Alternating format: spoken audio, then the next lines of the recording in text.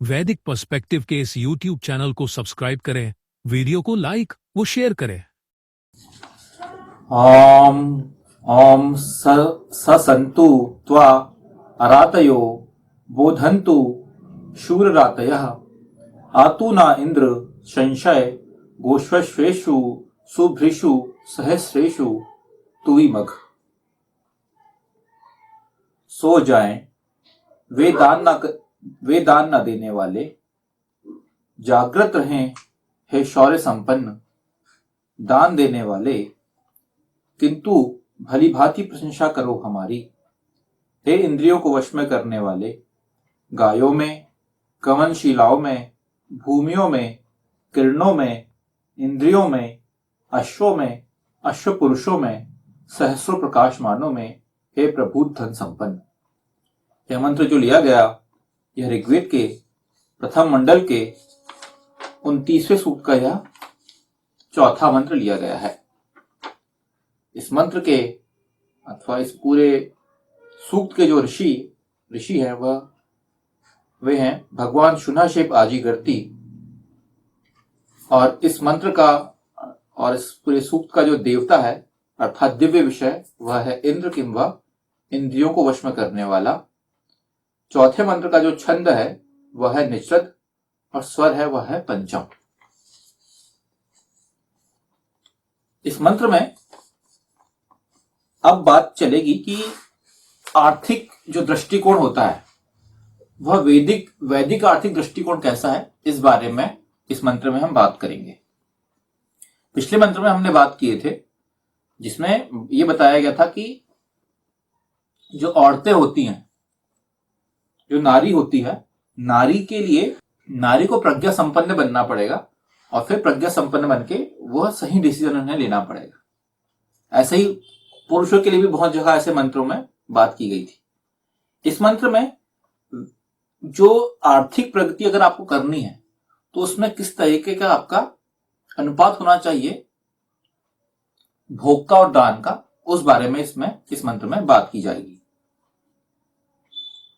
सो जाए वे दान न देने वाले, जागृत रहे हे शौर्य संपन्न दान देने वाले। इसी बात से हमें समझ में आ रहा है कि सो जाए वे दान न देने वाले और जागृत रहे वे हे शौर्य संपन्न जो दान देने वाले हैं। इस मंत्र में ईश्वर ने यह बात बोली है। ससंतु त्या अरातयः बोधन्तु शूर रातयः। इस विषय में आर्थिक व्यवस्था के विषय में वैदिक दृष्टिकोण स्पष्ट किया गया है। ऐसे लोग जो धन संपन्न हैं किंतु दान नहीं देते, उन्हें सामाजिक सुख सुविधाओं का उपभोग करने का कोई अधिकार नहीं है। बहुत क्लियरली बोल दिया गया है कि अगर वेद के हिसाब से, देखिए ये तो वेद के हिसाब से इस बारे में इसमें बात की जाएगी कि वेद का क्या नियम है। आप देख सकते हैं कि ऐसे भी है क्योंकि ये जो नियम है वो हर एक समय, हर एक जगह, देश काल सापेक्ष होता है। मतलब क्या कि अगर हम इस समय भारत में हैं तो भारत का जो टैक्स सिस्टम जो है उसके हिसाब से चीजें अलग रहेंगी, और एट द सेम टाइम अगर हम अमेरिका में हैं तो अमेरिका का जो टैक्स सिस्टम है वो एक अलग चीज है। और सिमिलरली अगर हम मान लो यूएई में है, संयुक्त राज्य अमीरात में है, तो वहां एक अलग टैक्स सिस्टम है। ये हर एक जगह के हिसाब से अलग अलग है। लेकिन यहां पे जो बात की जा रही है वह वेद का जो आर्थिक दृष्टिकोण है, वेद का जो टैक्स सिस्टम है उसकी बात की जा रही है इस मंत्र में। ऐसा हो सकता है, यहां पे ये बोला गया है कि जो लोग धन संपन्न हैं और अगर वो लोग दान नहीं देते, उन्हें सामाजिक सुख सुविधाओं का उपभोग करने का कोई अधिकार नहीं है, ये वेद बोलता है। और यही बात कहीं ना कहीं हर जगह का, एक देश का जो टैक्स प्रणाली होती है उसमें भी यही बात की जाती है कि आप अपना टैक्स दीजिए और उन सब सुविधाओं का यूज करें, भोग करें। सिमिलर चीज। लेकिन आप क्या कर सकते हो, आप देश की सरकार को, आपका जो प्रशासनिक जो सिस्टम है उसको आप धोखा दे सकते हो, टैक्स की चोरी कर सकते हो और सुविधाओं भी पूरी ले सकते हो। ये आप देश में आप ऐसा कर सकते हो और आप खुश भी हो जाओगे इस चीज को करके कि अरे चलो अपना टैक्स बचा लिए। बट ये जो वेद का नियम है, ये वेद के नियम में भी ये चीज है। तो हमें ये नहीं समझना चाहिए कि हम वहां से अगर अपना जो जिस देश में रह रहे हैं वहां पे टैक्स चोरी करके बच गए और पूरा सुख सुविधाओं का यूज कर रहे हैं तो कुछ नहीं होगा।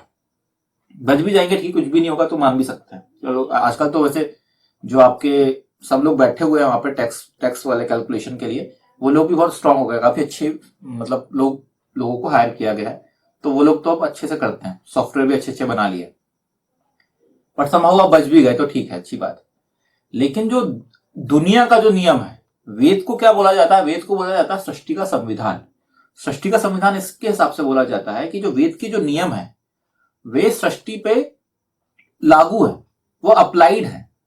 और अगर आप देश के नियम से बच गए लेकिन वेद के नियम को अगर फॉलो नहीं कर रहे हैं और वहां पे आप अगर ऐसी टैक्स की चोरी कर रहे हैं, टैक्स की चोरी मतलब कैसी हुई? टैक्स की चोरी ये हुई कि आप अगर पैसे कमा रहे हैं और कमाने के बाद उसका एक अंशदान नहीं करते, आप पूरी तरह से आप बस पैसा कलेक्ट करने के बारे में ही सोच रहे हैं, तो फिर आप कहीं ना कहीं वेद के नियमों का अपलाप कर रहे हैं। ये हमें समझने की आवश्यकता है। तो यहां यही बोला जा रहा है कि ऐसे लोग जो धन संपन्न हैं किंतु दान नहीं देते, उन्हें सामाजिक सुख सुविधाओं का उपभोग करने का कोई अधिकार नहीं है। वे इस विषय में सोए हुए ही रहें तो अधिक अच्छा है। और ऐसे लोग जागृत रहे जो दान देने वाले हैं, उन्हें सामाजिक व्यवस्था में पूरी तरह सक्रिय रहना चाहिए। मतलब क्या? यहां भी पिछले मंत्र में भी इस टाइप से बोला गया था, इस मंत्र में भी इसी तरह का शैली यही है कि ऐसे जो लोग हैं जो नहीं कर रहे हैं, ये नहीं करते, वो लोग सोए रहे, मतलब सुप्त रहे, मतलब वो लोग फिर ऐसे काम ना करें जिसके कारण उन्हें नुकसान हो। यहाँ पे ईशान जो बोलने का जो शैली है, तरीका जो है वेद मंत्र का, वो यही है कि ऐसे लोग फिर सोए रहे। मतलब क्या? फिर आप अगर ये सब चोरी वगैरह कर रहे हो तो फिर आप क्या करो, आप फिर भोग मत करो, आप करके बैठ जाओ चुपचाप, कुछ मत करो। लेकिन अगर आप जागृत हो, एक्टिव हो, आप सारी सुविधाओं का यूज करते हो, तो फिर आपकी जिम्मेदारी भी यहां हो जाती है कि आप उस टैक्स को, मतलब जो दान है, वो दान को आप करें, क्योंकि इस हेतु वे अपने पसीने की कमाई का दान करते हैं। ऐसे ही लोग शूरवीर और शौर्य संपन्न कहलाते हैं। तो यहां पे क्या बोला गया है? ऐसे लोगों को जो टैक्स पेयर है वेद की दृष्टि में, उन्हें शूरवीर और शौर्य संपन्न ईशान ने उन्हें संबोधित किया है। ये बहुत ही बड़ी बात है एक्चुअल में। कि क्या है, होता क्या है, हम इसको आज के पर्सपेक्टिव से समझ सकते हैं। आज आप पाएंगे कि एक देश की जो सरकार होती है उसका एक डिपार्टमेंट होता है जो कि होता है आपका वित्त मंत्रालय। और वित्त मंत्रालय क्या करता है? वित्त मंत्रालय का काम ही यह है कि रेवेन्यू जनरेट करना। मतलब क्या? कि आज अगर एक देश है, जैसे हम भारत की बात करते हैं, चलो हम भारत की ही बात करेंगे सिर्फ। भारत एक देश है जहां पे ऑलमोस्ट 140 करोड़ 150 करोड़ लोग यहां पे रहते हैं।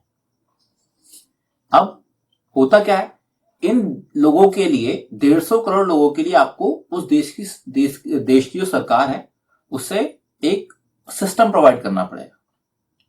हर एक लेवल पे सिस्टम बना हुआ रहता है कि एक आपका लोकतांत्रिक व्यवस्था में क्या होगा, एक सेंट्रल रहेगा, फिर एक स्टेट्स भी आते हैं, स्टेट की गवर्नमेंट रहती है, केंद्र की गवर्नमेंट रहती है, फिर जो आपके अंदर जो आते हैं उसमें केंद्र की गवर्नमेंट में आपका सांसद हो जाता है, इधर विधायक हो जाता है राज्य की गवर्नमेंट में, फिर आपके और नीचे नीचे के लोग, मतलब कल को बिल्कुल लोअर लेवल पे आते आते आप पाएंगे कि आपका जो पार्षद है वो आपके मोहल्ले का वो रिस्पॉन्सिबल पर्सन होता है। अल्टीमेटली नगर पालिका आपकी हो गई। अगर आपके शहर में कोई अव्यवस्था है तो नगर पालिका को पास आप जाएंगे कि हमारे यहाँ पे नालियां खराब है, नाली साफ नहीं है, साफ सफाई नहीं हो रही। तो ये जितने भी चीजें हैं, जो भी प्रॉब्लम है ऐसे लोगों के लिए, इस देश को अगर बिल्कुल नीचे के लेवल से हम स्टार्ट करें तो इन लोगों को सब कुछ प्रोवाइड करने के लिए, ये सुविधाएं प्रोवाइड करने के लिए सरकार अलग से कोई काम नहीं करती। मतलब सरकार के पास खुद पैसा नहीं होता, सरकार कोई व्यवसाय नहीं करती। गवर्नमेंट का नियम ही होता है कि गवर्नमेंट का जो मेन काम है वो गवर्नेंस प्रोवाइड करना है, ना कि बिजनेस करना।